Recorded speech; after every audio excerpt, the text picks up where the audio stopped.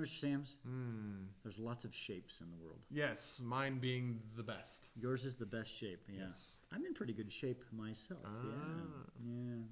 I just got a 4-mile run today. Nice. It's pretty fast. I did not run at all today. Yeah. I have not run since last Wednesday. Uh-oh, that's I not know. good. No. Yeah, okay. I'm in shape, but that's not what we're talking about here. We're talking about the specific shapes of molecules. Now, when you see the word molecular, we're talking about molecules. Molecules. So let's talk about molecules. Before we can talk about the shapes, though, we need to sort of understand the overriding principle that helps us understand the shapes of molecules. Vesper. I know, I've heard it called Vesper, but it shouldn't be Vesper. I know, but they're trying to make it sound Englishy. Vesper. So it's the valence. Like those little scooters. Well, that's a Vespa. There you go. This first one I think should make sense. Valence shell electron pair. Pairs of electrons. Of outer electrons. Yeah. And then repulsion. What repulsion means they don't like each other. Right. If you're repelled, yeah, Mr. Sam's repelled by me. My breath must be repulsive. And so that's because electrons have the same charge. Yeah. And therefore repel. They repel each other. If you ever played with magnets, right? If you get the positive end and the negative end, and you take another one and you put the negative in with the positive end, they repel. Yeah. Electrons also repel because like charges repel, just like as we talked about previously. Opposite charges attract. Why, we don't know. Okay. So here's the general rule. Electrons want to be as far apart as is physically possible. Okay. That's the rule. Okay. So that's what determines the shape of a molecule. Now, when you're trying to determine the shape of a molecule, there's a couple of things we need to understand. There is something called an electron cloud. Okay. A cloud of electrons. Yes. Now, if you talk to me, sometimes I refer to this as a thing. A thing. Because, yeah, we're going to talk about how many electron clouds are coming off of a central atom. How many things. Or how many things. Yeah. So in a thing or an electron cloud could be either an unshared pair of electrons. So if I have, for example, SO2, that would be a good one. Okay, we drew that in the last lesson. Yeah, and if you don't know this, Mr. Bergman knows it. Here's SO2. Okay. So on the sulfur, we have an unshared pair. That's a thing. A thing. Okay. Or an electron cloud. We have a single, a double, or a triple bond. We've got a double. That's a thing. And we have a single bond, and that's a thing. So how many things do I have? Sulfur has three things coming off of it. It has the unshared pair, it has a double bond, and it has a single bond. So now the double bond does not count as two. That's right. It's still just a thing, or an one electron cloud is how we can also call it. It's more appropriate. The things make more sense. Yes. So, hey, here's the rules. You determine the number of clouds. Or things. Right. You count the connections. 1, 2, 3. In this case. This case would be 3. You count the number of unshared pairs. Okay. Well, actually, no. This is 2. Oh, yes. Sorry. Number of unshared pairs, 1. Yes. They add up to 3 things. Right. And then you use the chart to determine shape. We'll talk about the chart in a minute. Yeah. Yep. Now, to understand geometrically how this works, let's watch a little clip where I talk about 2 dimensions versus 3. 2 dimensions versus 3 dimensions. The goal in this thing called the Vesper Theory is that you're trying to keep the electrons as far away from each other as possible because all electrons have the same charge. Remember, a bond, a line, is electrons, and electrons want to stay as far apart as possible. So if I were to have, say, an atom, or a molecule, pardon me, and I was trying to figure out what's the furthest apart, so let's say, if you have the central atom here, you would expect them all to be at about 90 degrees from each other here, right? 90 degrees, 90 degrees, 90 degrees. I would expect that if it was a 2-dimensional object. But you see, it's a 3-dimensional object, and voila, you can do better than that. You can actually get what's called the tetrahedral shape, where each of these angles is 109.5 degrees. 109.5. 109.5 is bigger than 90. So because of 3-dimensional object, we have to think in 3 dimensions. If you're doing it on a piece of paper, you want to make it this sort of cross type shape. It's even hard to do.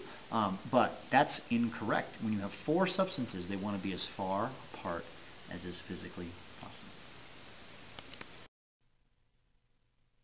Okay, so understand it. You've got to work in 3 dimensions when we're talking about this. So, hey, this is we're calling this the shape sheet. The shape sheet, or shape paper sheet. We'll call it the sheet. Okay, this is in your packet. Yes. If it isn't, then you could print it. Yes. Okay, so if you look at here, the number of clouds, or as Mr. Sams likes to call these, are the number of things. You have 3 choices: 2 things, 3 things, or 4 things.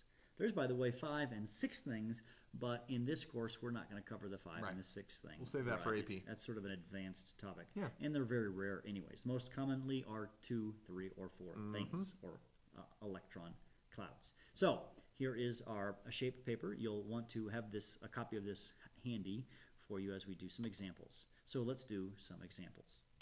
So let's do several examples, Mr. Sams. Alrighty, so the first one I want to do is CH4. Now, I'm going to just draw the Lewis structure because I know what they are. Okay, you guys would need to draw the Lewis structures based on the rules in a previous podcast. So here is CH4, also called methane. Okay. And if you want to see this built, it would look something like this. We have a central carbon with 4 hydrogens coming out. So what shape would that be? We would refer to the shape paper and we ask how many things. Now, Mr. Sams, how many electron pairs? Let's look at carbon. I see 1, 2, 3, 4 single bonds coming off of that. So that's 4 things. Yeah, so the 4 things. So if we look at the chart, and we find 4 things down here. Okay. Now, all of those are a bond. Right. So we're looking at a lot of people, things. 4 things, and they're all connected. In fact, CH4, it says here is one of the examples. And so this would be something called tetrahedral.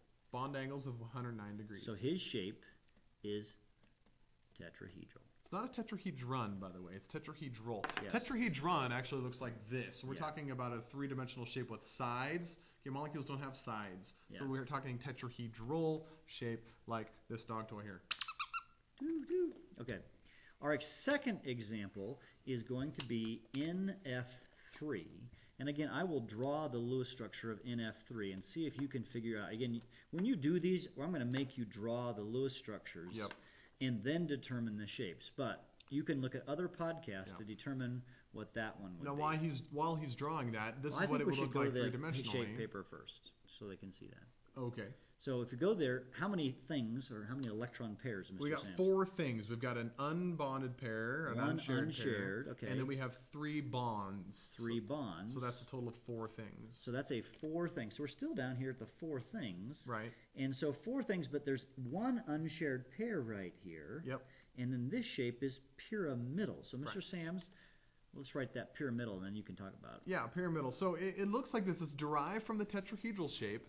We've got the 3 atoms on the bottom, and then we have this unbonded pair of electrons here at the top. Okay. So you can kind of see how it looks like a pyramid. The next example we're going to do is OF2. Now to draw OF2, again, Mr. Bergman is pretty good at drawing these. So again, I've done the math ahead of time, or I've seen these too many times that I know them by heart. Okay, how many electron pairs, Mr. Sams?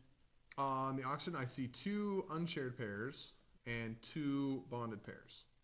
So we're looking at 4 clouds or 4 things. Yes, 4 clouds. So if we go to 4 clouds, but now we're down to this shape right here where we have 2 electrons that are unshared and 2 that are bonded. Yep. So that shape is the bent 104.5 degrees. Now, again, to look at that, it's derived from the tetrahedral shape, the one I've been doing, but I just popped off the 2 atoms. So we have 2 bonded pairs here and 2 unbonded, unshared pairs here.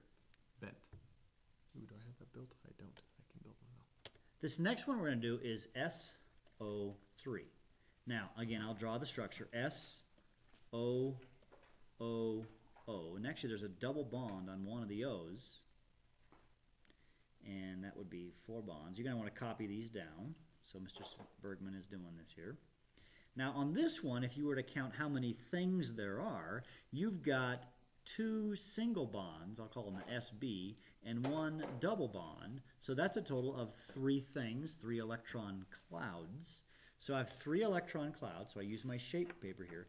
3 electron clouds, and they're all connected by bonds, even though they're single or double. There's no double distinction here. So this is called the trigonal planar shape. Trigonal planar. Okay, so if you want to see an example of that, here we have a trigonal planar molecule. This is the sulfur and the oxygens coming off it with the single bonds, and then the springs here represent the double bond. Trigonal planar. All right. Hey, we just discovered something interesting about your shape paper. Yeah, there's an error. We'll fix it, by the way, for you to see this, but on the chart here, this should, the SO3 is not SO3 negative 2, it's just SO3. It's an example of the trigonal planar substance. Okay, Let's do another one, SO2, sulfur dioxide. Sulfur dioxide is very similar to sulfur trioxide. That's what it's called. Its name is sulfur dioxide. So there's one sulfur and 3 oxygens. And on this one, it looks like this. Again, how many... You're missing 2. Oh, I am missing 2, thank you. How many clouds are on the central atom?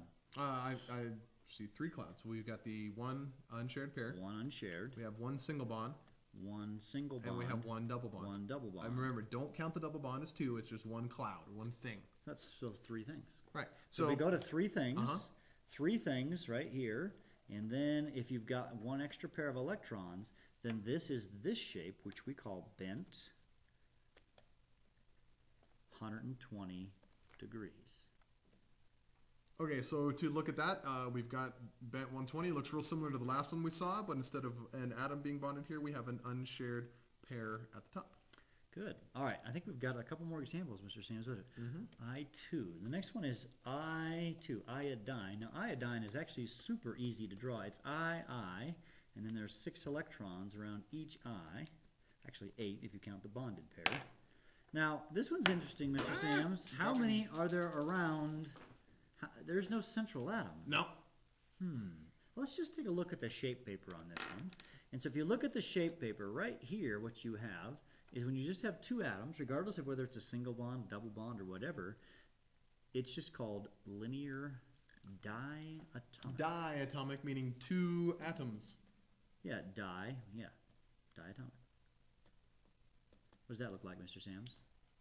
Just like this. 2 atoms together, bonded, that's it. Yeah, pretty simple. Okay, I think we're going to do one more. The last one we want to do is HCN. When you draw HCN, and just as a note, H will never go in the middle, and if you see carbon, it almost always goes in the middle.